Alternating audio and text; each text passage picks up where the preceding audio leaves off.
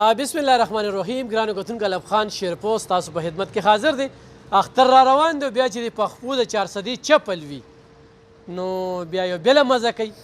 چونکې اوس روژه ده، د عبادتونو میاشت ده، خو دغه د شپې خلک راځي 400 ته، د ثوابین هم راځي، د مردان نه هم راځي، د پېښور نه هم راځي. نو د هغوی د اسانتیا دپاره چې هغوی څنګه په موټروی راکوشي نو چې ډومبې وګوري نارف چپل به ورته په نظر راځي. د موټروی نه خو د اسلام آباد نه راکوزېږي او خو د پېښور ته ځي. نارف چپل ډېر په سنټر باندې دکان دی، خو مهمه خبره هغه څه ده، خو تاسو وایئ چېرې دا دکان خو ډېر په سنټر دی او دی به ګران خرڅوي. نو دی به کله هم ګران په دې نه خرڅوي چې دوی خپله کارخانه ده او دوی سره یو شمېر کاریګران لګیا وي او دوی سپلای کوي کراچۍ ته، اسلام آباد ته، لاهور ته، پېښور ته. نو دلته کې دا خپل دکان کې چې کوم دی د هولسیل کار هم کوي او د توک کار هم کوي.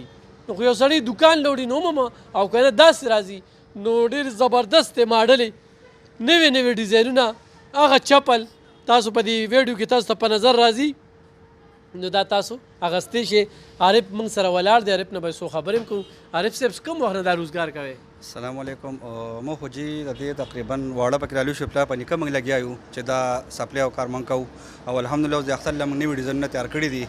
پای کې موږ د چاند چې جوړ کړي دي او پیوسول کې جوړې شوي دي، مطلب ګوګو شیپ کې جوړې دي، ښکلې وراټۍ ولم دي او مطلب سپلای چې کم دي زموږ در بیم دي او په ښه قیمت باندې موږ قیمت په هم ښه وي، ان شاء الله الحمدلله. بالکل کوم کوم ځای ته تاسو نه سپلای کېږي؟ ما غوښتل ستاسو کارخانه که هغې کې خو یو شمېر ملازمین کار کوي. بالکل جی زموږ سپلای صاحب کراچۍ ته هم روان دي، کویټې ته هم دي، لاهور له موږ ورکوو. اوس موږ د انډیور کمپنۍ له ما سپلای دا کړي دي، هغې سره هم زموږ سیټ اپ روان دي او تقریبا 3000 جوړه والا ما ورکړې او الحمدلله نور موږ سیستم روان دي جوړو وکړه. څومره کارګران د څه دې وخت کارګر دې وخت کې موږ سره دي تقریبا 70 نفره دي. 70 نفره الحمدلله. او موږ سره کم از کم چې دا چا خبره 50-60 کورونو ماشومان موږ سره لګیا دي، هغې کې کارګر هم دي، هغې کې شاګردان هم دي او ښکلې طریقه روانه مبارکه روزه روانه.